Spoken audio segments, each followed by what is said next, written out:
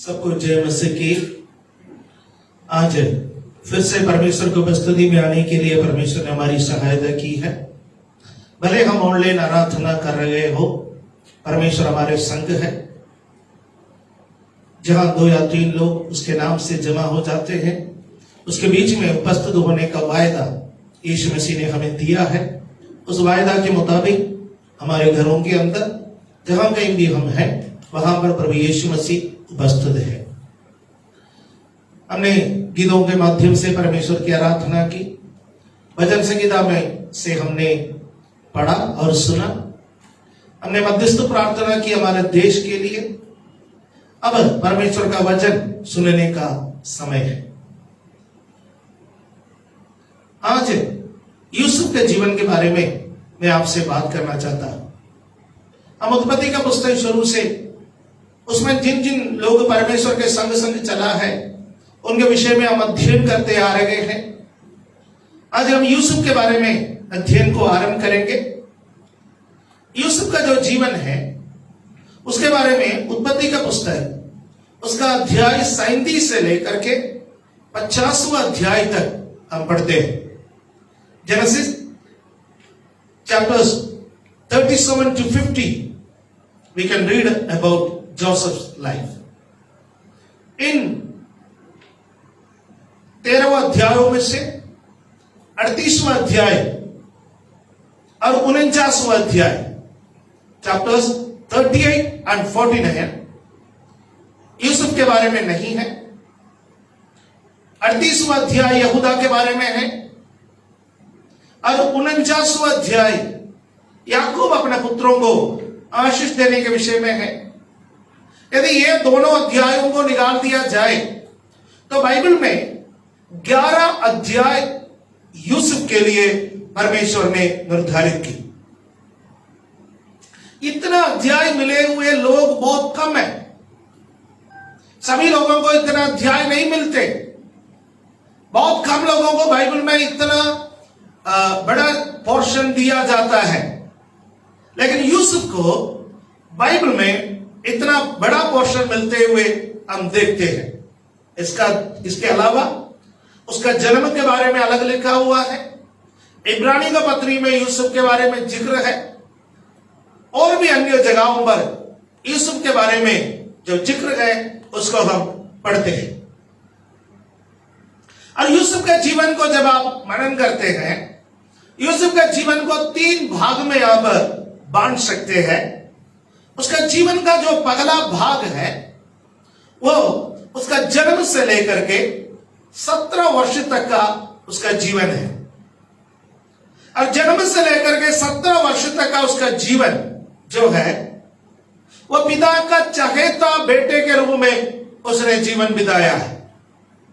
पिता का चहेता बेटा।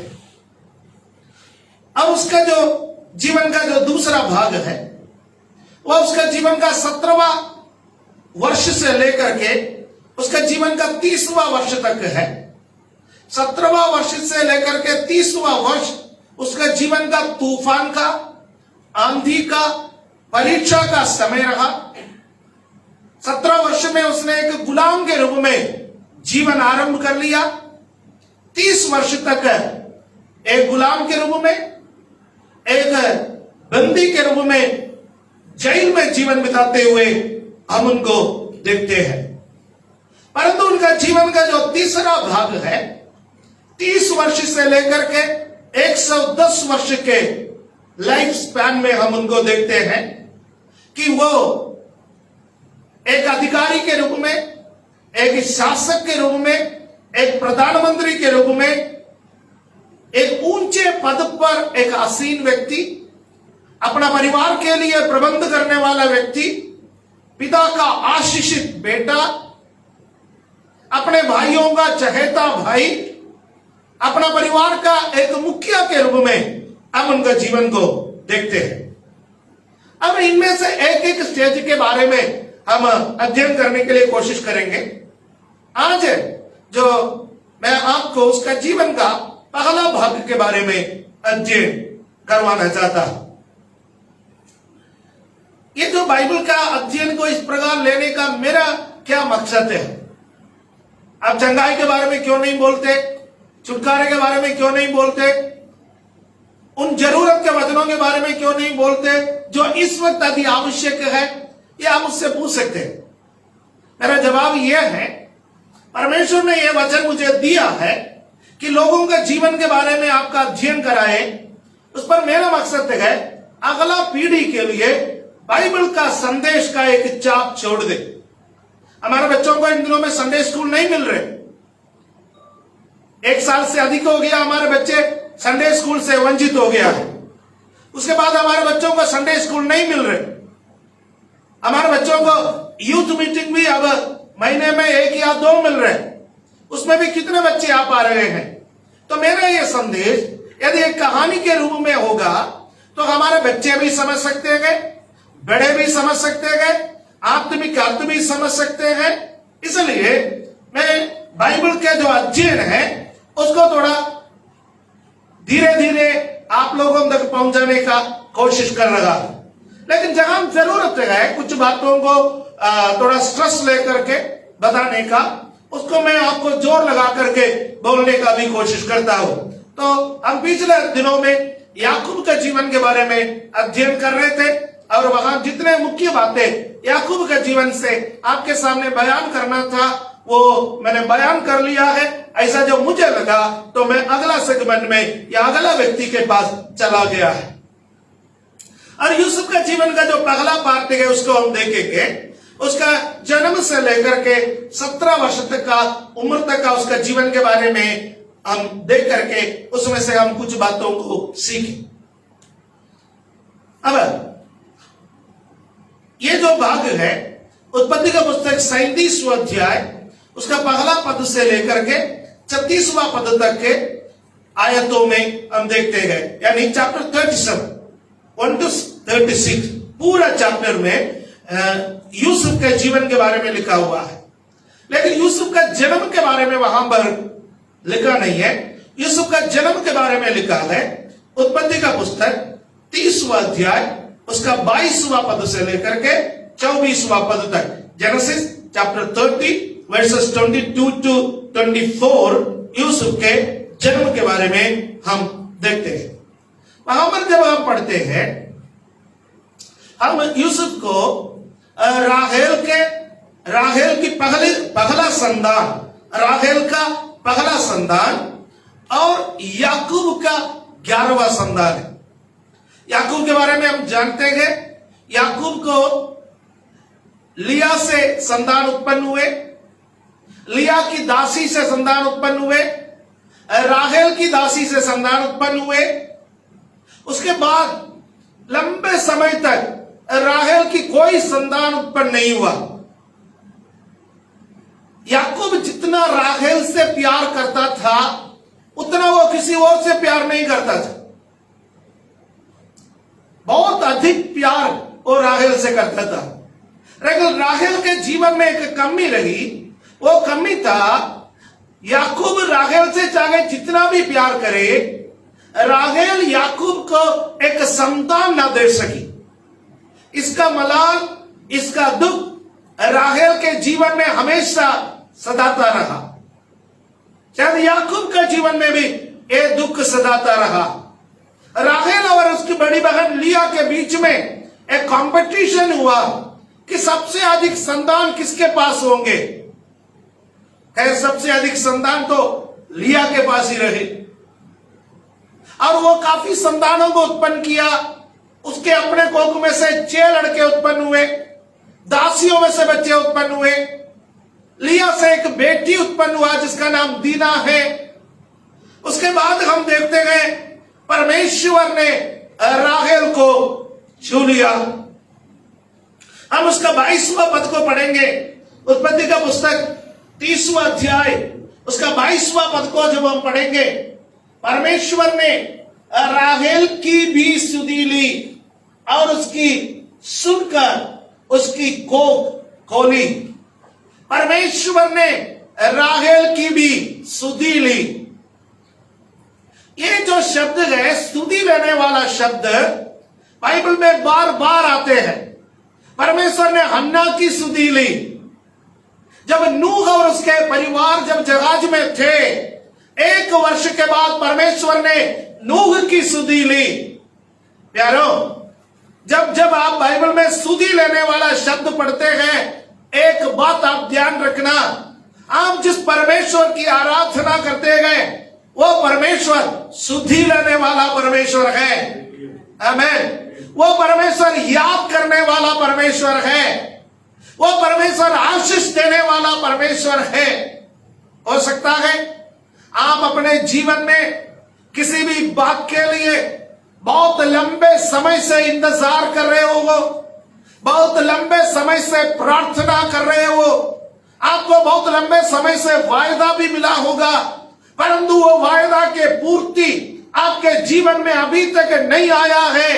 मैं आपको उत्साह देना चाहता हूं, परमेश्वर पर आशा लगा करके बने रहे, परमेश्वर के उम्मीद में बने रहे, उसके सामने पवित्र जीवन बिताए, उसके सामने आप जितने भय के साथ, जितने भक्ति के साथ, जितने नम्रता के साथ जीवन बिता सकता है, उतना नम्रता के साथ जीवन बिताए, कभी कुड़कुड़ाए ना।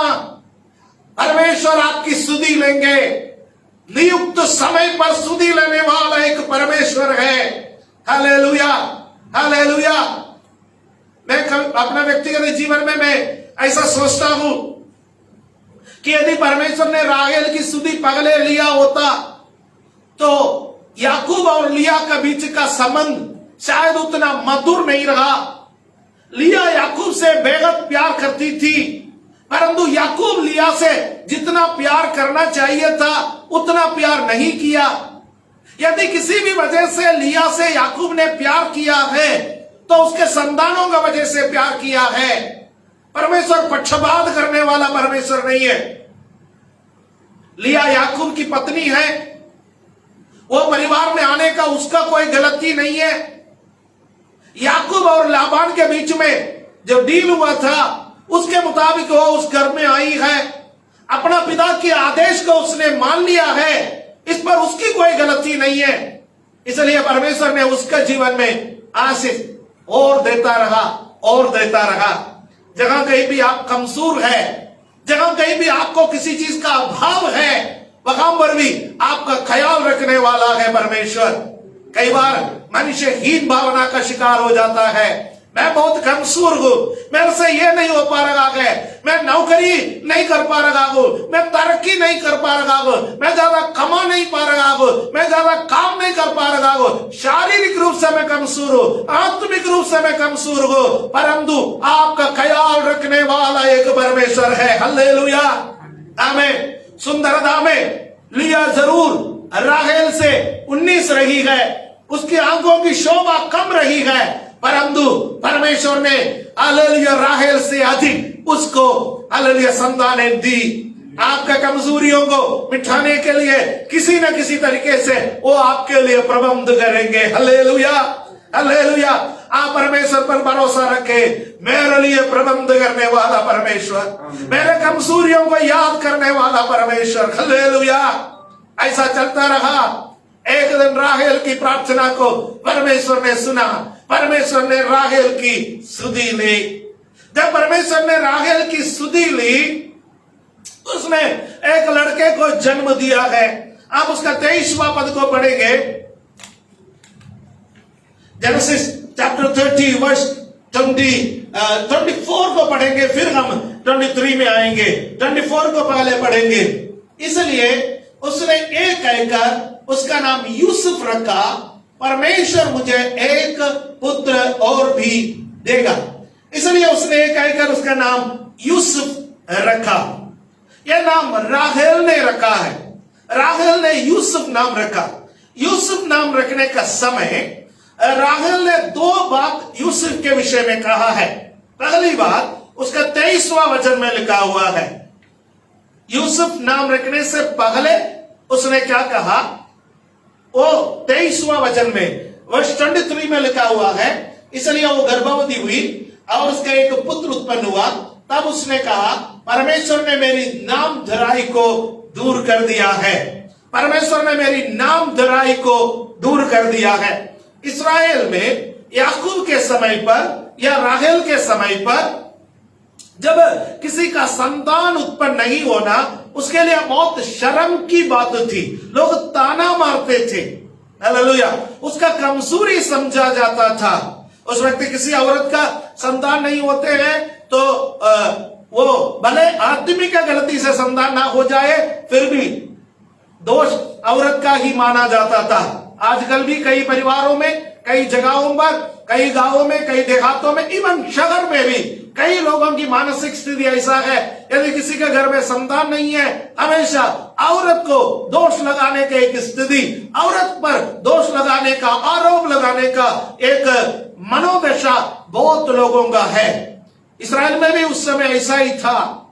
और यहां पर राहेल ने कहा परमेश्वर ने मेरी निंदा को दूर कर दिया है। हालेलुया।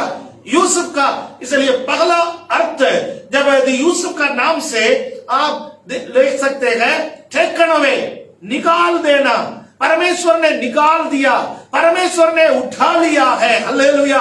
आपका और मेरा निंदा को उठाने वाला एक परमेश्वर है। हालेलुया।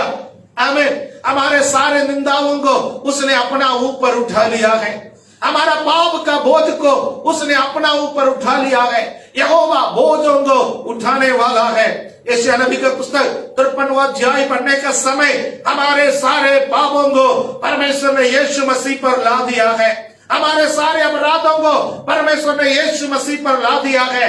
वहां का सबसे खूबसूरत आज के जमाने के लिए सबसे जरूरतमंद वचन यहां पर लिखा हुआ है, उसके घोड़े खाने से तुम चंगे हो गए हैं, उसके मार खाने से तुम चंगे हो गए हैं। हालेलुया। हालेलुया। यीशु घोड़े खाने से हम कोरोना से भी चंगाई को प्राप्त कर सकते हैं। यीशु घोड़े खाने से हम महामारी से बच सकते हैं। यीशु घोड़े खाने से। हे विश्वासियों, आप जरूर अपना जीवन में प्रतिदिन इस वचन को दोहराना है। यीशु घोड़े खाने से मैं चंगा हो गया, यीशु घोड़े खाने से मैं चंगा हो गया, यीशु घोड़े खाने से हालेलुया मेरे शरीर में तंदुरुस्ती है। मेरा पाप का दंड, मेरा रोग का हालेलुया दंड, मेरा श्राप का दंड, मेरे सारे निंदाओं को उसने कालवरी के क्रूस पर मेरे लिए उठाया है। हालेलुया। निंदाओं को उठाने वाले एक परमेश्वर। हालेलुया। दूसरी बात राहेल ने कहा, वो उसका 24वां अध्याय में लिखा हुआ है, may the Lord add to me another son। परमेश्वर मेरे जीवन में एक और सन देगा। उसी संदर्भ में यूसुफ नाम का अर्थ को आप देख सकते हैं, इंक्रीज, बढ़ोतरी।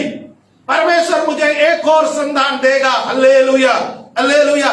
वो एक प्रार्थना है, वो एक भविष्यवाणी है, वो एक उम्मीद है। हालेलुया। भले राहेल बेटी ना हो, उसका कारण मैंने आपको पहले से बोला, राहेल क्यों नहीं बेटी है।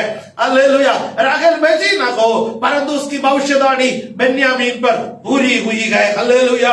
आमीन। परमेश्वर से जब एक आशीष आपको मिलता है, दूसरा आशीष का कामना कर लीजिए, दूसरा आशीष का भविष्यवाणी कर लीजिए। पिछले दिनों में आपको आशीष दिया हुआ परमेश्वर आने वाला समय पर भी आपको आशीष देंगे। पिछले दिनों में आपको चंगा किया हुआ परमेश्वर आने वाला समय में भी आपको चंगा करेंगे। पिछले समय पर आपका निंदा को उठाया हुआ परमेश्वर आने वाला समय पर भी आपका निंदाओं को उठाएंगे। हालेलुया। आमीन। परमेश्वर पर सकारात्मक विश्वास रखे। हालेलुया। परमेश्वर पर सकारात्मक विश्वास रखे। आमीन। हालेलुया। हालेलुया। जब यूसुफ का जन्म हुआ है, राहेल ने उसका नाम रखा यूसुफ, और यूसुफ नाम रखते हुए उसने दो बातें कही। एक, परमेश्वर ने मेरा निंदा को उठा लिया। दूसरा, परमेश्वर मुझे एक और संतान, एक और लड़का देगा, जो बाद में उसके जीवन में पूरा हुआ है। मैंने जब यूसुफ के बारे में पढ़ा है तो बाइबल विद्वानों का मत है करीब 6 साल के उम्र तक यूसुफ पद्दनाराम में, जहां उनका हालेलुया नाना लाबान रहता है, वहां पर उसने जीवन बिताया है। हमें पद्दनाराम में, अपने ननिहाल में उसने जीवन बिताया है कि करीब 6 साल के उम्र तक। लेकिन उसका 30वां अध्याय का 25वां पद में, उत्पत्ति 30वां अध्याय 25वां पद में, जेनेसिस चैप्टर 30 वर्स 25, हालेलुया, जब राहेल से यूसुफ उत्पन्न हुआ तब याकूब ने लाबान से कहा, मुझे विदा कर कि मैं अपने देश और अपने स्थान को जाऊं। यूसुफ, हालेलुया, ना केवल राहेल के जीवन में एक आशा, एक उम्मीद को लेकर के आया, बल्कि यूसुफ याकूब के जीवन में भी एक आशा और उम्मीद लेकर के आया। याकूब के बारे में हम पढ़ते गए, लाबान के घर में आया, लाबान के घर में आकर के वो लाबान की सेवा की। लाबान की सेवा करते करते 14 साल हो गया। 14 साल में उसने 2 शादियां की। 2 शादियों के पश्चात हालेलुया वो काफी समय तक लाबान के घर में रहा और बच्चे उसको उत्पन्न हुए। 11वां संतान जब उसका उत्पन्न हुआ, यूसुफ जब उत्पन्न हुआ, उसको अपना पिता के घर का याद आ गया। उससे पहले उसको उसके पिता के घर में जाने का इच्छा उत्पन्न नहीं हुई या वो हिम्मत नहीं जुटा पाया। इस वक्त यूसुफ का जन्म के बाद, हालेलुया, यूसुफ के जन्म के बाद उसके लाबान के पास जाकर के कहने लगा, मुझे अपने पिता के घर में जाने दे। हालेलुया, आमीन। आपके अंदर एक नया आशा, एक नई उम्मीद आई। आपका एक पिता का घर है। आप यहां हमेशा रहने के लिए नहीं आया। यह पद्दन आराम इस संसार का प्रतीक है। इस संसार में आपको मिलता क्या है? खाना मिलता है। लाबान के घर में याकूब को क्या मिला? खाना मिला। हमें इस संसार आपको क्या देता है? इस संसार में यू विल गेट शेल्टर, आपको शरण स्थान मिलता है, आपको मकान मिलता है, कमरा मिलता है। याकूब को लाबान के घर में कमरा मिला था, मकान मिला था। इस संसार में आपको क्या मिलता है? परिवार मिला। हालेलुया, उसको पत्नियां और संतान मिले गए। इस संसार में लाबान के घर में मिला है। आमीन, हालेलुया। और उस पर वो खुश था, वहां सेटल होना चाहता था। लेकिन जैसा यूसुफ का जन्म हुआ, वायदा जब आपका जीवन में आएगा, आमीन, वायदा जब आपका जीवन में आएगा, आपको पिता के घर जाने का इच्छा आपके अंदर पैदा हो जाएगा। आमीन। ये कोरोना महामारी का समय है। हम अपने जीवन में सकारात्मक विचारधारा रखते हैं, फिर भी मैं आपसे कहना चाहता हूं, हालेलुया, हम में से कोई नहीं कह सकते कि अगला घड़ी में जीवित रहूंगा, अगला दिन में जीवित रहूंगा, अगला क्षण में जीवित रहूंगा। हमें कई लोगों के बारे में हम सुनते हैं कि चलते चलते बेहोश होकर के गिर गया, हॉस्पिटल पहुंचाने से पहले डेथ हो जाता है। किसी किसी का डेथ ऐसा हो जाता है, किसी किसी का डेथ ऑक्सीजन के बिना हो जाता है, किसी किसी का डेथ किसी और बीमारी से हो जाता है। हालेलुया, आजकल सारे दुनिया में कोरोना का या पूरे भारतवर्ष में कोरोना का चर्चा है। बाकी बीमारियों का क्या हाल है? आप किसी और बीमारी के लिए इलाज कराने के लिए हॉस्पिटल में जाइए, हॉस्पिटल वाला आपको लेने के लिए तैयार नहीं है। हमें वो कहेगा पहले कोरोना का टेस्ट करा करके लाओ। कोरोना का टेस्ट करा करके आप लाओगे, वो बोलोगे कि अब तो हमारे पास बेड ही नहीं है, हमारा हॉस्पिटल कोरोना का हो गया है। टेस्ट करने के बीच में 1 दिन के अंदर, 2 दिन के अंदर पूरे के पूरे हॉस्पिटल कोरोना का हो चुका होता है। फिर आप कहां इलाज कराओगे? वो भी मरीज मर रहे। हमें से किसी का जीवन में कोई गारंटी नहीं है कब तक हम जीवन बिताएंगे। लेकिन हालेलुया, हालेलुया, सबसे खूबसूरत बात है, यीशु मसीह में आने के बाद हमको एक होश आ जाता है, मेरा एक पिता का घर है। हालेलुया, मेरा पिता का घर है, मुझे मेरा पिता के घर में जाना है। हालेलुया, ये संसार मुझे थोड़ा भोजन दे सकता है, ये संसार मुझे मकान दे सकता है, ये संसार मुझे परिवार दे सकता है, ये संसार मुझे नौकरी दे सकता है, ये संसार मुझे संपत्ति दे सकता है। वो सब तात्कालिक है, परंतु मेरा पिता का घर हमेशा का है। हालेलुया, हमें इन दिनों में यीशु मसीह में अपने आशा को बना के रखे। जिस यीशु ने कहा मेरे पिता के घर में बहुत से रहने का स्थान है। हालेलुया, यीशु मसीह ने हमारे लिए जगह तैयार करने का वायदा किया। वो कहा मैं तुम्हारे लिए जगह तैयार करने के लिए जा रहा हूं। यूहन्ना 14 अध्याय में हम उसके विषय में पढ़ते हैं। यीशु हमारे लिए जगह तैयार करने के लिए गया और वो कहता है जब जगह तैयार हो जाएगा मैं वापस आऊंगा, तुम्हें अपने संग ले जाऊंगा। जगह मैं रहना, वहां तुम भी रहना है। हालेलुया, हालेलुया, हमारा एक पिता का घर है। हम अनाथ नहीं है, हम अनाथ नहीं है। हम इस संसार में हमेशा जीवन बिताने के लिए नहीं आया है। यह हमारा एक टेम्पररी शेल्टर है। यहाँ कुछ समय के लिए हम आसरा लिया है, लेकिन एक ही दिन इस संसार को छोड़ करके हम चले जाएंगे। पौलुस प्रेरित कहता है, ओ हालेलुया, मैं उस दिन का आशा में लगा रहता हूं जिस दिन यह तंबू सरी का घर गिरा दिया जाए और मुझे एक चिरस्थायी घर मिले। हालेलुया। दूसरा कोरिन्थियों 5वां अध्याय में वो कहता है, ओ ये तंबू सरी का घर गिरने दो तंबू सरी का घर, मुझे एक चिरस्थायी घर मिलने वाला है। हालेलुया। अपना शरीर के बारे में वो बात करता है। आमीन। कई बार हम किसी के बारे में सोचते गए सबसे हेल्थी बंदा है, बाद में पता चलता है उनका हेल्थ, उनका काम नहीं आया है, एकदम कोलैप्स हो गया है। हालेलुया। हमें किसी के बारे में हम नहीं कह सकते गए। एक समय था कि जो मोटे लोगों को देख करके कहते थे इनको हार्ट की बीमारी आ सकता है। आजकल मोटे पतले का कोई फर्क ही नहीं पड़ता है। हालेलुया। किसी को भी कभी भी कुछ भी आ सकता है, लेकिन याद रखिए विश्वासी का मन में हमेशा बना रहे, मेरा एक पिता का घर है। वो हमेशा तड़पते रहता है, वो तड़पते रहता है। पद्मनाराम में मुझे शांति नहीं है, यहाँ परिवार है फिर भी मुझे शांति नहीं है, यहाँ नौकरी है फिर भी मुझे शांति नहीं है, यहाँ बीवी बच्चे हैं फिर भी मुझे शांति नहीं है, यहाँ संपत्ति और मकान है फिर भी मुझे शांति नहीं है, क्योंकि मेरा पिता मेरा इंतजार में बैठा हुआ है, मेरा एक पिता का घर है। हालेलुया। Praise God. इस आशा से इन दिनों में अपना मनों को भरे, अपना मनों को भरे। ओ हालेलुया। हमारा प्रभु का आगमन में अब ज्यादा समय नहीं रहा है। संसार की घटनाएं ये बताता है, हालेलुया, प्रभु के आगमन में अब ज्यादा वक्त नहीं रहा है। आमीन, आमीन।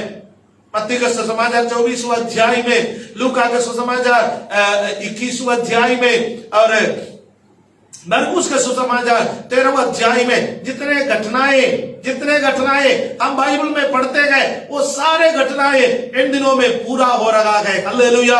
आमीन। हम युद्ध के बारे में बहुत सुने हैं, युद्ध को हमने बहुत देखे हैं। हालेलुया। नजदीक में मिडिल ईस्ट में जितने युद्ध हुआ है, जितने देश बर्बाद हुआ है, ये सब हम देखे हैं। हमें शायद हालेलुया हमारे ईद के लोग पहला या दूसरा विश्व युद्ध नहीं देखा होगा, लेकिन छोटे छोटे युद्ध, देश एक दूसरे पर कैसे चढ़ाई करता गए, कैसे लड़ते गए, कैसे मरते गए, इन सब चीजों के बारे में हमने देखे गए। अकाल को हमने देखे गए, कितने कितने देशों में अकाल कैसे कैसे आया है, आ रहा है, हमने देखे हैं। हालेलुया। अब महामारियों का दौर है, महामारियों का दौर है। पगले जगह महामारी आते थे, एक छोटे से जगह तक सीमित हुआ करता था, लेकिन अब जो महामारी है पूरे विश्व में है, पूरे विश्व में है, कोई जगह छूता नहीं है। हालेलुया। हमें कुछ लोग कहते हैं ये शहर की बीमारी है, परंतु गांवों के बारे में हमको अब खबर नहीं है। न्यूज चैनल वाले कहां न्यूज चैनल वाले जाता है, केवल शहरों में जाता है, वहां के खबरें दिखाते हैं, बाकी जगहों पर तो लोग जाते नहीं है। हालेलुया। कल कोई कह रहा था कंफर्टेबल जर्नलिज्म। जर्नलिज्म क्या होता है? जर्नलिज्म, हालेलुया, दुनिया जो नहीं जानता है वो दुनिया के सामने उजागर करने का एक तरीका है। लेकिन आजकल किसी जर्नलिस्ट ने कहा we are in comfortable journalism, हम कंफर्टेबली जर्नलिज्म कर रखा है, क्योंकि हमारे आसपास में शहर में जगह हम सुविधाजनक रूप से रहते गए, उसके चारों तरफ कैमरा घुमाओ, उसके चारों तरफ का रिपोर्ट बनाओ, हम न्यूज चैनल चलाओ, इससे बढ़िया कोई नहीं है। हालेलुया। लेकिन वो जगह दिखाई देता है, उससे ज्यादा खतरनाक जगह दिखाई नहीं दे रहा है। ये सब हालेलुया हमें क्या बताता है? मैं आपको डराने के लिए नहीं कह रहा हूं, बल्कि मैं इसलिए कह रहा हूं हमारा प्रभु यीशु मसीह का आगमन बहुत नजदीक है। हालेलुया। मैं आपसे एक सवाल केवल पूछना चाहता हूं, क्या पिता के घर के एक लालसा आपके मन में आया या नहीं आया? यदि नहीं आया है तो उसको उत्पन्न करे, उसके लिए प्रार्थना करे। मुझे मेरे पिता के घर को जाना है। यूसुफ के जन्म के बाद याकूब ने निर्णय लिया, मुझे पिता के घर जाना है, मुझे यहाँ नहीं रहना है। हालेलुया। Praise the Lord. आमीन। अब उत्पत्ति का पुस्तक 37वां अध्याय में आएंगे। हम यूसुफ के जन्म के बारे में देखा, अब जेनेसिस चैप्टर 37 में हम जब आएंगे, यूसुफ के जीवन के कई बातों के बारे में हम पढ़ सकते हैं। जल्दी जल्दी हम पढ़ेंगे ताकि आज का मेरा ये पोर्शन को मैं समाप्त कर सकूं। मैं हालेलुया पहले से योजना बनाया है 3 सप्ताह में यूसुफ का जीवन को आपके सामने पिक्चराइज करके दिखाना है। 2 में करने के लिए कोशिश करेंगे, नहीं तो 3 में मुझे जरूर समाप्त करना है, क्योंकि बाइबल का अध्ययन में काफी पोर्शन बाकी रह गया है। जेनेसिस चैप्टर 37 वर्स 2 इस पर लिखा हुआ है, हम पढ़ेंगे। और याकूब के वंश का वृत्तांत दिए गए। यूसुफ 17 वर्ष का होकर अपने भाइयों के संग भेड़ बकरियों को चराता था, और वो लड़का अपने पिता की पत्नी बिल्हा और जिल्पा के पुत्रों के संग रहा करता था, और उनकी बुराइयों का समाचार अपने पिता के पास पहुंचाया करता था। 2 चीजें हैं यहां पर। हम यूसुफ को देखे हैं कि 17 साल के उम्र में वो क्या करता था। 17 साल की उम्र में वो अपने पिता के भेड़ बकरियों को चराने का काम में आए। हमें आज 17 साल का एक लड़का अपने जीवन को देखे। माता पिता, आप सोचो, अपने 17 साल का बच्चे के बारे में सोचो। आजकल के हमारे 17 साल के बच्चे, जब तक उसके हाथ में एक मोबाइल नहीं है, उसको चैन नहीं है। 17 साल से पहले उसको क्या चाहिए? मोबाइल चाहिए। लड़का हो तो उसको एक बाइक जरूरी है, राइट। आजकल बहुत सारे 17 साल के बच्चे, अब पबजी बैन हो गया है, उससे पहले पबजी खेल खेल करके अपना समय को बिताते थे। पूरे रात जागते थे, दिन में सोते थे, है ना। हाँ, ऐसा एक प्राणी है जो पूरे रात जागते हैं और दिन में सोते हैं। नाम लेना मैं नहीं जानता तो कुछ चाहता नहीं, राइट। ओके, 17 साल की उम्र में बच्चे बहुत कुछ उम्मीद लेकर के आगे बढ़ते हैं। कुछ लोग कमाने लग जाता है, कुछ लोग काम करने लग जाता है। लेकिन यूसुफ के बारे में सबसे अच्छा बात यह रहा, 17 साल की उम्र में वो अपने पिता के भेड़ बकरियों को संभालने लगा, उसको चराने लगा, अपने भाइयों का हेल्प करने लगा है। आमीन। हर एक बच्चे से मैं कहना चाहता हूं कि आप 17 साल की उम्र से पहले अपने घर के लिए मददगार बने, अपने माता पिता के कामों में हाथ बटाने वाला बने। हो सकता है आपका पापा या मम्मी बहुत कमाते होंगे, आपका घर में आपको आराम से खाने को मिलता होगा, आपको सब कुछ आपके पास रहता होगा, उसके बावजूद भी आप अपने जिंदगी को बर्बाद ना करें। हालेलुया, आमीन। यूसुफ क्या कोई गरीब घर का लड़का था कि भेड़ बकरी चराने के लिए जाए? क्या याकूब के पास नौकर चाकर नहीं थे, या याकूब के पास उनके बड़े संतान नहीं थे कि इन कामों को करे? याकूब अपने बेटे को अपने बड़े संतानों के साथ ट्रेनिंग में रखा। हालेलुया, हमें क्या करना चाहिए? अपना परिवार का जिम्मेवारी को छोटे उम्र से ही उठाए। जो भी हमारे परिवार में माता पिता काम देता है, उस काम को हम करें, हम आशीषित होंगे। वो आगे का हमारे जीवन में काउंट किया जाएगा। हालेलुया। आप काम नहीं करेंगे तब भी आपको रोटी मिलेगा, आपको धुला हुआ कपड़ा मिलेगा, आपके सारे सुख और सुविधाएं मिलेंगे, आपको पढ़ाने के लिए भेजेंगे, माता पिता आप पर पैसा लुटाएंगे, सब कुछ करेंगे। लेकिन याद रखिए, जितने पहले आप अपना जिम्मेवारी को उठाएंगे, उतना बाद में आपका आशीष बढ़ता हुआ आपको मिलेगा। हालेलुया। ये बात बाइबल हमें यूसुफ का जीवन से सिखाता है। वर्किंग जोसेफ, काम करने वाला यूसुफ। और दूसरे आयत में 37 का 2 में हम यूसुफ का एक और स्वभाव के बारे में देखता है कि वो अपने भाइयों का बुराई अपना पिता को कहता था। उसके भाइयों और उसमें बहुत उम्र का अंदर था, उसके भाइयों में और उसमें बहुत उम्र का अंदर था। अब यह छोटा लड़का था 17 साल का। जब यह 17 साल का था, उसके भाई लोग काफी बड़े उम्र के थे, और उन लोग जो काम करते थे, बुराई के काम करते थे, वो बुराई का काम किससे आकर के बोलता था? पिता से आकर के बोलता था। एक छोटा सा कमी उसमें रहा। क्या भाई लोगों क्या कहते, पिता को नहीं बोलना, माता को नहीं बोलना, क्या वो गुनाह है, कोई पाप है? लेकिन मैं केवल यहां के एक शब्द पर ध्यान देना चाहता हूं। उसके बुराई बोलता था, अच्छाई नहीं बोलता था। राइट? बाइबल झूठ नहीं बोलता। यदि बाइबल में यह लिखा होता कि यूसुफ अपना भाइयों का अच्छाई और बुराई दोनों पिता से कहा करता था, तो मैं उसके स्वभाव के साथ जाना चाहता। जब बाइबल में लिखा हुआ गया वो केवल बुराई बोला करता था। ध्यान रखिए, आपका स्वभाव कितना भी अच्छा क्यों ना हो, यदि आपके अंदर चुगली करने का स्वभाव है, चुगली करने का स्वभाव, आपके अंदर किसी का बुराई को उजागर करने का स्वभाव है, वो स्वभाव इतना अच्छा स्वभाव नहीं है। आप अच्छाई भी बोले, आप बुराई भी बोले, क्योंकि पिता को दोनों सुनने का हक है। आमीन, हालेलुया। लेकिन हमें से कई लोग भी ऐसा है, कई बार लोगों के बुराइयों में हमें बहुत मजा आता है कि दूसरों को बोलने में। यदि वो स्वभाव हमारे अंदर है तो वो स्वभाव हमारे अंदर से दूर होने के लिए हम प्रार्थना करें। लोगों का बुराइयों को फैलाने वाला एक स्वभाव है तो हम दूर करें।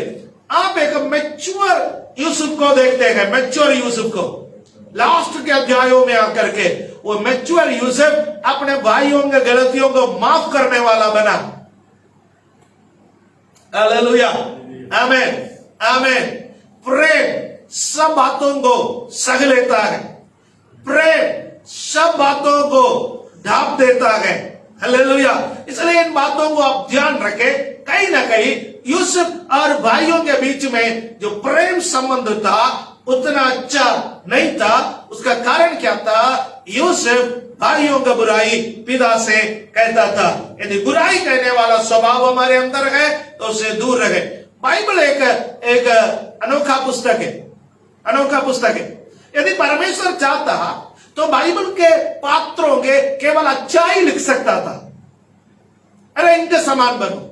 लेकिन बाइबल वो अनोखा पुस्तक है जिसमें पवित्र लोगों के अच्छाई भी लिखा है और उनका बुराई भी लिखा है। क्यों?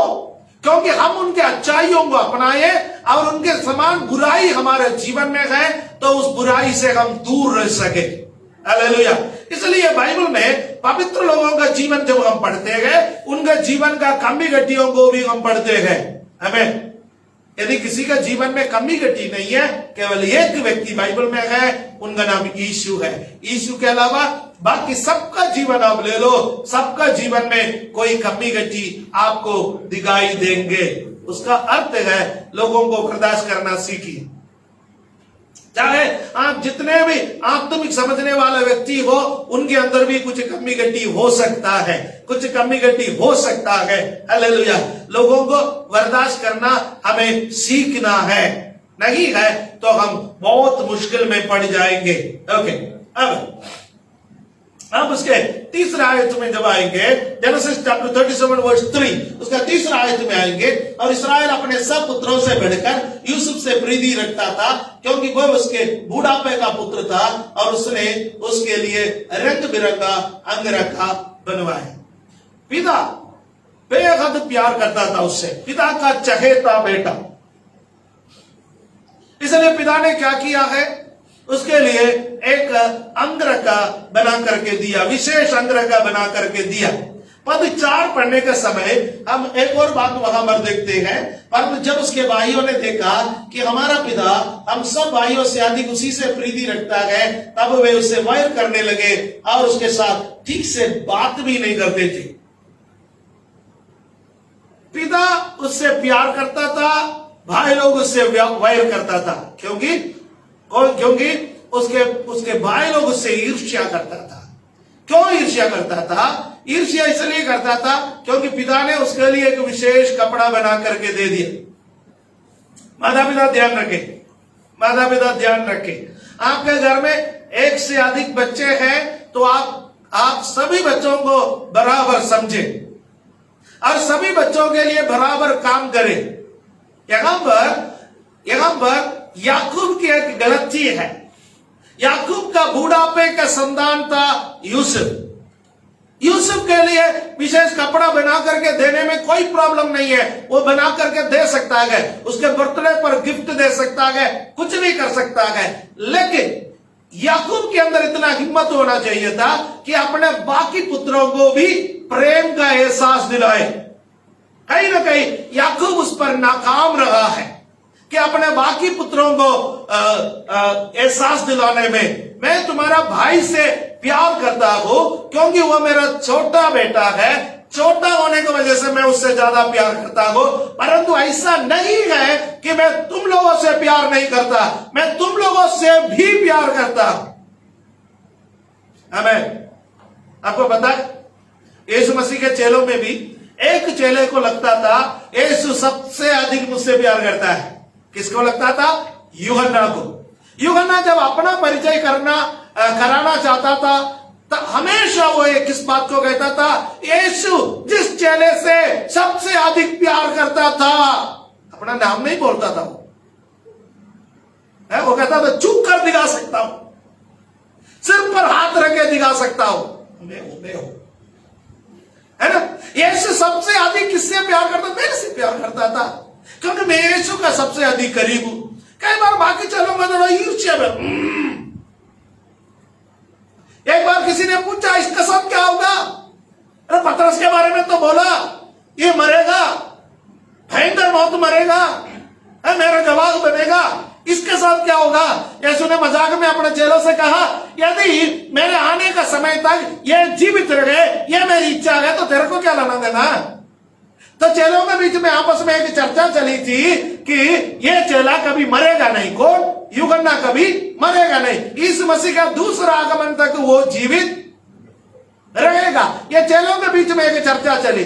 खाली यीशु चेलों के बीच में मजाक किया है या चेलों को समझाया है भैया अपना काम से काम रखो, दूसरा के कामों में टांग मत अड़ाओ, अपना काम से काम रखो। हम लोगों की एक आदत होता है अक्सर दूसरों के कामों में टांग अड़ाने का। हालेलुया। यीशु इस बात के बारे में जानता था। यहां पर आप देखिए कि याकूब अपने चेलों को एहसास दिलाने में नाकाम रहा, लेकिन यीशु अपना चेलों को हमेशा बराबर प्रेम का एहसास दिलाने में कामयाब रहा। कैसे? पतरस पीछे चला गया, मछली पकड़ने के लिए गया, अन्य चेलों के साथ गया, तो उसको बुला करके यीशु वापस आया। पुनरुत्थान के बाद यीशु वापस आया, लेकर के आया और पतरस से कहेगा पतरस इन सबसे अधिक तू मुझसे प्यार करता है। पतरस को प्रेम का एहसास दिलाया। हालेलुया। यूहन्ना ने अपने आप यीशु का प्रेम का एहसास पाया। पतरस शायद यीशु का प्रेम का एहसास उतना नहीं पाया, लेकिन यीशु पतरस को एहसास दिलाया।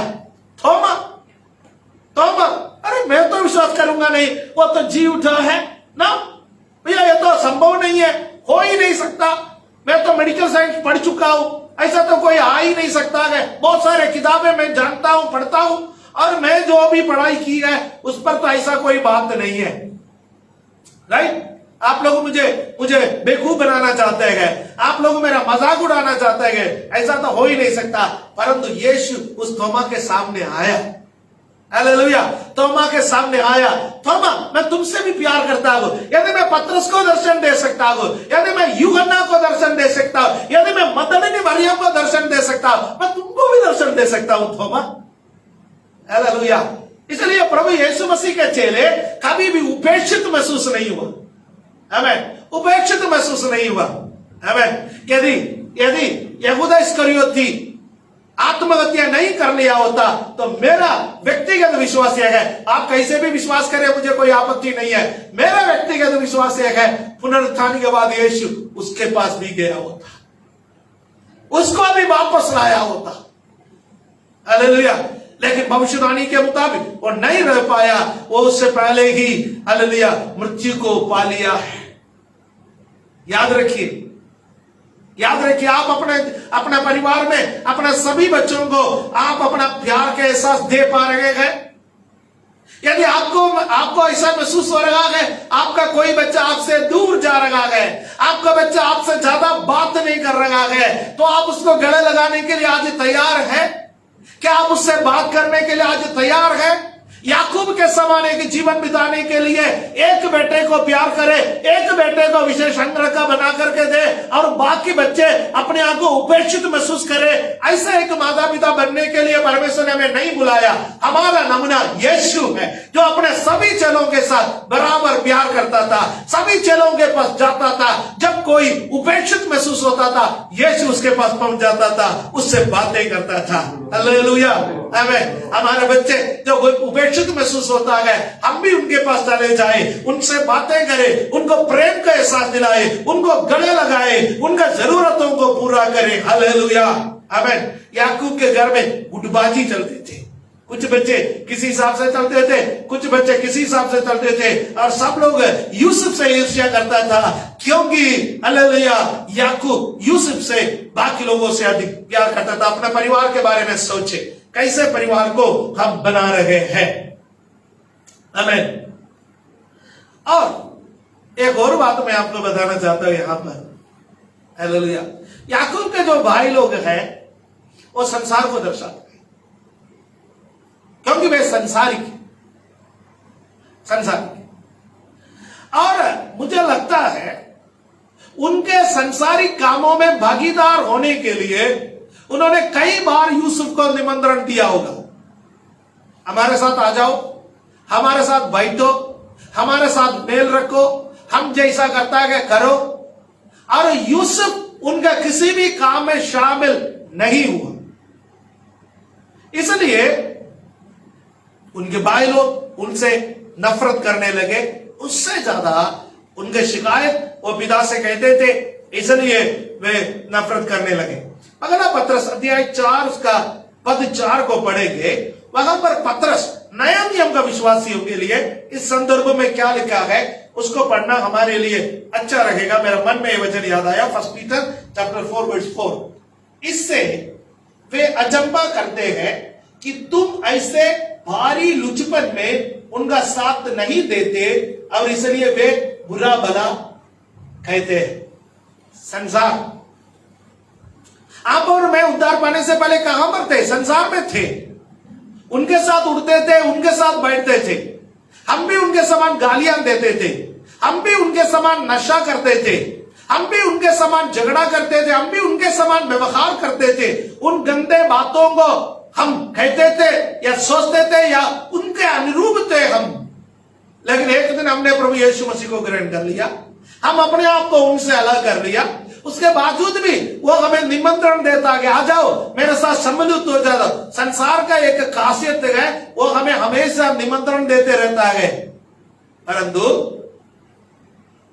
वे अचंभा करते हैं कि तुम ऐसे भारी लुचपन में उनका साथ नहीं देते, हम लुचपन में उनका साथ नहीं देते।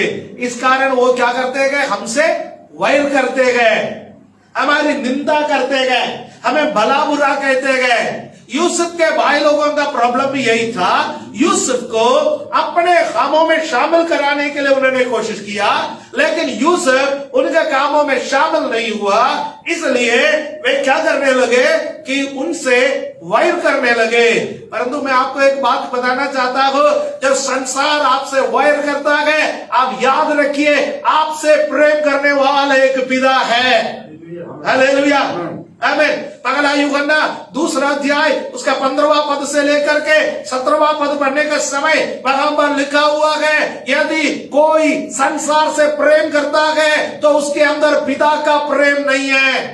Hallelujah, hallelujah. यूसुफ के समान संसार से प्रेम मत कीजिए, भले संसार आपका वैर करे, परंतु पिता का प्रेम आप पाओगे। आपके और मेरे अंदर पिता का प्रेम है, होना चाहिए। यदि आप में से कोई पिता का प्रेम महसूस नहीं कर पा रहा है इस वक्त, पिता के पास जाइए, पिता से कहिए, पिता मुझे गले लगाओ। हालेलुया। इसलिए प्रभु यीशु मसीह ने कहा, जब तुम प्रार्थना करते हो अपना कोठरी में जाओ, द्वार बंद करो, जो पिता तुम्हें गुप्त में देखता है उसके सामने प्रार्थना करो, वो तुम्हें प्रतिफल देगा। उसके सामने रोइए, उसके सामने गिड़गिड़ाइए, उसके सामने हालेलुया घुटना टेकिए, उसके सामने अपने सारे बातें कह डालिए, वो आपसे प्रेम करता है। Hallelujah, hallelujah. संसार में हालेलुया बाकी लोगों के पास ऐसा एक पिता नहीं है, लेकिन हमारे पास पिता है, जो पिता हमें गुप्त में देखता है, हमें प्रतिफल देता है। हमारा पिता प्रेमी पिता है। उत्पत्ति 37वें अध्याय उसका 5वां पद में हम देखेंगे यूसुफ के बारे में। 37:5 यूसुफ ने एक स्वप्न देखा और अपने भाइयों से उसका वर्णन किया, तब वे उसे और भी द्वेष करने लगे। हम यूसुफ के बारे में देखते गए, आगे नीचे पढ़ते आता है तो वो एक स्वप्न नहीं, वो 2 स्वप्न देखे। पहला स्वप्न था, वो एक स्वप्न देखा, वो और उसके भाइयां खेत पर काम कर रहे थे, फूले जमा रहे थे, गठरी बांध रहे थे, और यूसुफ ने देखा कि उसका गठरी खड़ा हो गया और उसके भाइयों के गठरी या फूले उसको दंडवत कर रहे हैं। भाइयों से बोला, भाई लोगों ने कहा 11वां नंबर का है, तू ध्यान रखियो है भैया, खड़ा होने के लिए पहला, दूसरा, तीसरा बैठा है, तू 11वां नंबर का है, तुझे कोई दंडवत करने के लिए नहीं आ रहा है। लेकिन भाई लोगों ने उससे द्वेष किया, उससे ईर्ष्या करने लगे, उससे जलन करने लगे। और दूसरा एक स्वप्न था, वो था सूरज, चंद्रमा और 11 ताराएं उसका दंडवत करते हैं। इस बार वो पिता को बोला, पिता ने बोला चुप हो जा, उम्र इतना हुआ नहीं है इन बड़े बड़े बातों के बारे में बोलने के लिए। और बाइबल में लिखा है उसका 37:11 मैं आपके सामने पढ़ना चाहता हूं। 37:11 उसका 37वां अध्याय के 11वां 37:11। उसके भाई तो उससे डाह करते थे, और उसके पिता ने उसके उस वचन को स्मरण रखा। पिता ने सब बातों को स्मरण रखा। भाई लोग उसके बारे में कहते थे स्वप्नहारा, ड्रीमर। हमें उद्धार पाने के बाद यू बिकेम ए ड्रीमर। उद्धार पाने के बाद आप एक स्वप्नहारा बन जाता है। स्वप्न में जीना सीखिए, दर्शन में जीना सीखिए। परमेश्वर से बोलिए, प्रभु मुझे स्वप्न दो, मुझे दर्शन दो, मैं कहां पहुंचूंगा, मुझे क्या बनना है, आप मुझे बताते रहिए। बिना स्वप्न का जिए मत। हालेलुया, आमीन। इस संसार में जिन्होंने स्वप्न देखा, जिसने स्वप्न देखा, कर लो दुनिया मुट्ठी में, उसने भी बहुत कुछ कमाया है। आमीन। हमारे दिवंगत या फॉर्मर प्रेसिडेंट श्री अब्दुल कलाम जी, उन्होंने क्या कहा? उन्होंने कहा स्वप्न वो नहीं जो आपको रात में सोते हुए मिलते हैं, स्वप्न वो है जो आपको सोने नहीं देते। हालेलुया, आमीन। यूसुफ का स्वप्न यूसुफ को सोने नहीं दिया। परमेश्वर के लिए कुछ बनने का चाहत रखिए। ये अंत का समय है। प्रभु मैं कुछ आत्माओं को जीतूं। 11 साल की उम्र में हडसन टेलर ने बोला, प्रभु चीन मुझे दे, नहीं तो मैं मर जाऊंगा। वह उसका स्वप्न था। मैं संसारिक स्वप्नों के बारे में बात नहीं कर रहा हूं। संसारिक स्वप्न जिसने देखा, वह उसके लिए मेहनत किया, वो पूरा हो सका। तो आत्मिक स्वप्न देखने वाले आत्मिक लोगों, आपका स्वप्न को परमेश्वर क्यों ना पूरा करेगा? संसार आपसे वैर करे, भाई लोग आपका नफरत करें, आपसे प्यार करने वाला एक पिता है जो आपका स्वप्नों को पूरा करने में आपकी सहायता करेंगे। आपका स्वप्न को हृदय में याद रखने वाला एक पिता है। मेरे बेटे का यह स्वप्न है। Hallelujah, hallelujah. मेरा बेटा आत्माओं को जीतना चाहता है। मेरा बेटा मेरे लिए कुछ करना चाहता है। मेरा बेटा लोगों को बचाना चाहता है। एक स्वप्न अपना जीवन में बना के रखे। और मैं एक आत्मिक बात आपसे बताना चाहता हूं। कुछ लोग जो है अपना आत्मिक बातों को सबको बोलते फिरते। आत्मिक बातों को सबसे मत बोलिए। यूसुफ तुम्हारे आत्मिक बातों को समझने का मैच्योरिटी, परिपक्वता तुम्हारे भाइयों में नहीं है, क्योंकि वे संसारिक है। कुछ परिवारों में उपद्रव है, कुछ लोगों को सताते हैं लोग। क्यों? कोई भी आत्मिक बातें अनात्मिक लोगों के साथ बताता है, आत्मिक बातें अनात्मिक लोगों के साथ मत बताइए।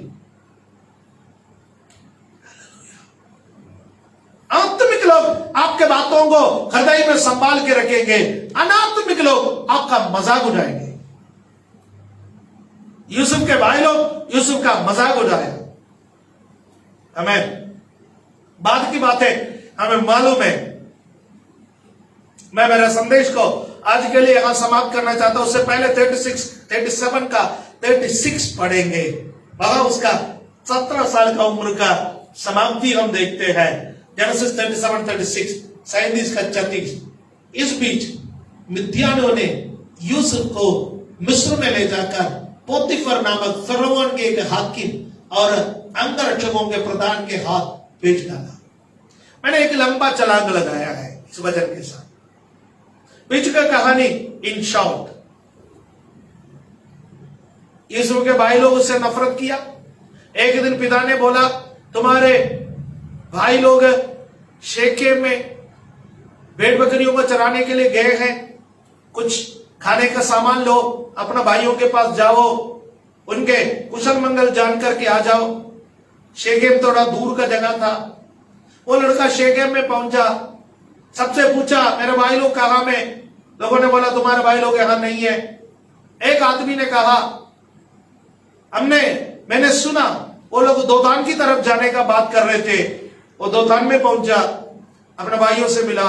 दूर से भाइयों ने उसको देखा, कहा स्वप्न आ रहा भैया, थैला भी साथ है, खाने का सामान होगा। खाने का सामान तो उठा लिया। उसका वो विशेष वस्त्र पहन के आ रहा था, वो उसको और चढ़ा दिया। वो वस्त्र तो उतार दिया और उसको एक गड्ढे में उतारा। पहले तो मारना चाहता था, लेकिन रूबेन उसको बचाने के चक्कर में कहा इसको गड्ढे में डालेंगे। रूबेन को लगा कि भाई लोग इधर उधर जाने के बाद मैं उसको कैसे भी बचा करके पिता के पास चुपचाप ले जाऊंगा, वो बच जाएगा, या उसको मैं भगा दूंगा, वो भाग भाग करके अपना पिता के पास पहुंच जाएगा। लेकिन रूबेन का योजना कामयाब नहीं हो पाया। रूबेन तो इधर उधर था ही नहीं। तो उनके भाई लोगों ने देखा दूर से मिस्र की तरफ जाने वाले व्यापारी लोग आ रहे हैं, गुलामों की मंडी में जा रहे हैं, और यूसुफ को पकड़ा, यूसुफ को गड्ढे में से निकाला और उन गुलामों को 20 चांदी के सिक्कों में बेच डाला। 20 चांदी के सिक्के उनको मिल गए, खुश हो गए। 20 चांदी के सिक्के, उस 20 चांदी के सिक्कों में उन्होंने उसको बेच डाला और व्यापारी लोग भी खुश हो गए। बाद में पिता के पास जाकर के एक बकरे को काट करके उसका खून लगा करके उसका कपड़े में पिता से बोल दिया तेरे बेटे को किसी जंगली जानवर ने खा लिया है। याकूब भी विश्वास कर लिया।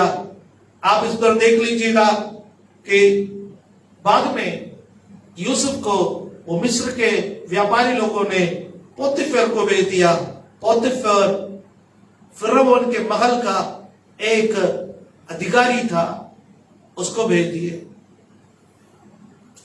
पिता का चहेता बेटा एक गुलाम के समान अपना जीवन को आगे शुरू करेंगे। कई बार हम बहुत दुखी हो जाता है, प्रभु हम सोचते हैं उद्धार पाने के बाद सब ठीक हो रहा है। उद्धार पा लिया ना, मैं यीशु मसीह के पास आया ना, अब तो तकलीफ होंगे ही नहीं। ऐसा प्रचार करने वाले बहुत सारे प्रचारक हैं, यीशु के पास आओ तुम्हारे जीवन बल्ले बल्ले बल्ले बल्ले। गलतफहमी में मत रहिए, गलतफहमी में मत रहिए। आपका कैरेक्टर को जब तक परिवर्तित नहीं करेंगे, परमेश्वर आपको जहां पहुंचाना है वहां आप पहुंचेंगे नहीं। यूसुफ अधिकारी बनने के लिए अब तुम्हारा स्वभाव परिपक्व नहीं हुआ है।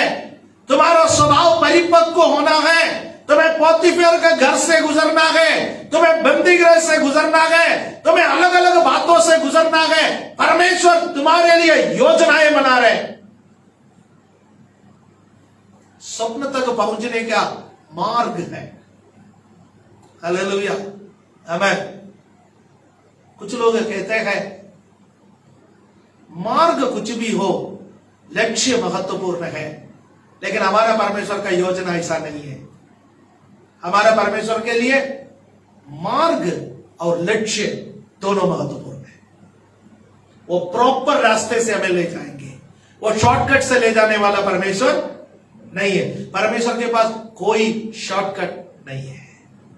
प्यारो, यूसुफ के जीवन के बारे में जब हम अध्ययन कर रहे हैं, हम अपने जीवन के बारे में सोचिए। हमारे बारे में परमेश्वर का एक योजना है। कई बार वो स्वप्न और दर्शन के माध्यम से वो हमको प्रकट करता है, कई बार वो हमको प्रकट नहीं करता, फिर भी हमें उसी मार्ग पर ले जाता है। वो कहता है कि मेरे पीछे चलो, मेरे पीछे चलो। आज एक बालक के समान, उस यूसुफ के समान परमेश्वर आप मुझे जगह पहुंचाना चाहता है। वहां पहुंचने के लिए मैं तैयार हूं। मैं कभी शिकायत नहीं करूंगा, मैं कभी गुड़गुड़ाऊंगा नहीं, मैं कभी आपकी निंदा नहीं करूंगा। आपका आदेश चाहे जगह कहीं भी हो, मैं पालन करूंगा, क्योंकि मैं जानता हूं मेरे पिता मुझसे प्यार करता है। मैं सुरक्षित हूं, यीशु के हाथों में मैं सुरक्षित हूं। हालेलुया। अपने आप को समर्पण करें, आंखों को बंद करें। हालेलुया। रिमना तिमना दीर्घकार। हमारे स्वर्गीय पिता, इस वक्त हम आपकी उपस्थिति में आते हैं। इस महामारी के समय हम आपके हाथों में समर्पण करते हैं। परमेश्वर, आप हमारी सहायता कर दीजिए, आप हमें आशीष दे दीजिए। प्रभु जी, हमारे जीवन में एक के बाद एक चाहे जितना परेशानी आ जाए, उस परेशानियों को झेलने के लिए हमारी सहायता कर लीजिए। हमें हिम्मत दे दीजिए, क्योंकि हम जानते हैं आप हमारे लिए योजनाएं बना कर रखे हैं, स्वप्न बना करके रखे हैं। आप हमें जगह पहुंचाना है, वहां पहुंच जाएंगे। Hallelujah, hallelujah. हम आपका धन्यवाद करते हैं। आज के आराधना के लिए धन्यवाद। जितने भी लोग वचन को सुने हैं, उन सबों को आप आशीष दे दीजिए, आशीष दे दीजिए, आशीष दे दीजिए पिता परमेश्वर। धन्यवाद के साथ ये प्रार्थना मुक्तिदाता प्रभु यीशु मसीह का पवित्र नाम से मांगने के समय सुनो और कबूल करो हमारे स्वर्गीय पिता। आमीन।